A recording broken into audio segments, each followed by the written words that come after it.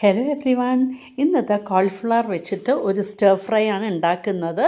അപ്പോൾ വൃത്തിയിൽ കഴുകി ഉപ്പും ഇട്ടു, മഞ്ഞൾപ്പൊടി ഇട്ട് തിളപ്പിച്ച വെള്ളമാണ് ഇതിലേക്ക് ഒഴിക്കാൻ പോകുന്നത്. നല്ല ചൂട് വെള്ളം. അപ്പോൾ അതിൽ അഴുക്ക് പുഴുക്കൾ എന്തെങ്കിലും ഉണ്ടെങ്കിലൊക്കെ അതൊക്കെ അങ്ങോട്ട് നമുക്ക് ക്ലീൻ ആക്കാൻ വേണ്ടിയിട്ടാണ്. ഇതിൽ കഴുകിയിട്ട് അങ്ങോട്ട് മാറ്റി വെച്ചിട്ടുണ്ട്. ഇപ്പോൾ മഞ്ഞൾപ്പൊടി, മുളക് പൊടി, കൊറിയാൻഡർ പൗഡർ, പിന്നെ garam masala, ginger garlic paste, ഉപ്പ് ഇതൊക്കെ ചേർത്ത് കുറച്ച് വെള്ളവും ആഡ് ചെയ്തിട്ട് നല്ല പേസ്റ്റാക്കി എടുത്തു. എന്നിട്ട് ഇതിലേക്ക് നമ്മൾ ക്ലീൻ ചെയ്ത് വെച്ചിരിക്കുന്ന കോളിഫ്ലവർ ആഡ് ചെയ്ത ശേഷം നന്നായിട്ട് മിക്സ് ചെയ്തിട്ട് മാരിനേറ്റ് ചെയ്ത് വെക്കാൻ പോവുകയാണ്. അപ്പോൾ അതാണ് ഇവിടെ ചെയ്തുകൊണ്ടിരിക്കുന്നത്.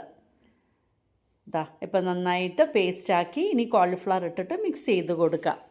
അപ്പോൾ ചെറിയ ചെറിയ ഫ്ലോററ്റ്സ് ആയിട്ടാണ് എടുത്തിരിക്കുന്നത്. അപ്പോൾ മാറ്റി വയ്ക്കാം ഇതിനെ. ഇനി ഞാൻ ഇപ്പോൾ ചെറിയ ഉള്ളിയും എടുത്തിട്ടുണ്ട്, വലിയ ഉള്ളിയും എടുത്തിട്ടുണ്ട്.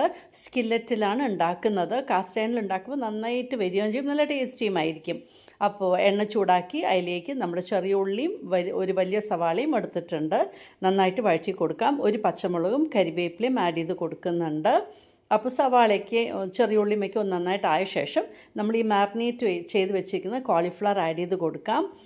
ഉപ്പും വേണമെങ്കിൽ പാകത്തിനുണ്ടോ നമുക്ക് നോക്കാം. ഉപ്പ് പാകത്തിന് അല്ലെങ്കിൽ കുറച്ചും കൂടെ ആഡ് ചെയ്ത് കൊടുക്കാം. എന്നിട്ട് ലോ ഫ്ലെയിമിൽ മെല്ലെ സ്റ്റർ ചെയ്ത് കൊടുക്കാം. വെള്ളം ആഡ് ചെയ്യേണ്ട ആവശ്യമൊന്നുമില്ല. ഒന്ന് അങ്ങോട്ട് വേവിച്ചാൽ മതി. ഇടയ്ക്കിടയ്ക്ക് സ്റ്റർ ചെയ്ത് കൊടുക്കുക. അങ്ങനെ അടിപൊളിയായിട്ട് നമ്മുടെ കോളിഫ്ലവർ സ്റ്റർ ഫ്രൈ റെഡി ആയിട്ടുണ്ട്. ഇതുപോലെ ഒന്ന് ട്രൈ ചെയ്ത് നോക്കൂ. തൈര് ചോറിൻ്റെ കൂടെയൊക്കെ കഴിക്കാൻ സൂപ്പറാണ്.